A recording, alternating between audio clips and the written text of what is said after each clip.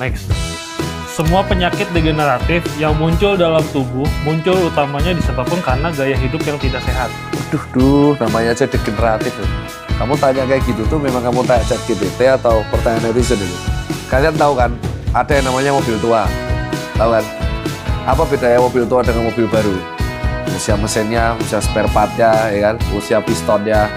Dan mobil tua, kamu berani nggak geber mobil yang udah usia 30 tahun di RPM langsung mentok? Cepet jebol kan?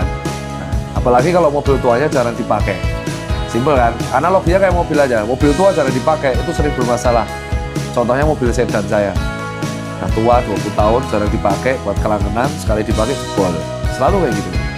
Nah, mobil tua yang selama mudanya dipakai, ya dia akan awet. Itu terjadi ketika ada berita kemarin Porsche 911 yang dipakai hampir 1 juta kilometer. Dan awet-awet aja, kenapa? Karena sering dipakai. Nah, itu sama seperti tubuh manusia.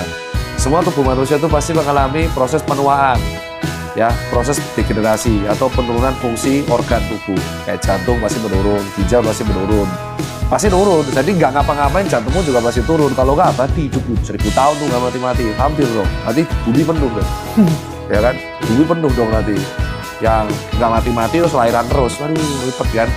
Jadi akhirnya terjadi proses penuaan. Nah, pada beberapa kondisi orang harusnya kerusakan organ itu pasti terjadi ketika tua. Cuman karena gaya hidupnya jelek, kerusakan organnya terjadi lebih cepat. Yang kita lakukan sekarang itu hanya mitigasi resiko. Jadi proses penuaannya nggak terjadi lebih cepat.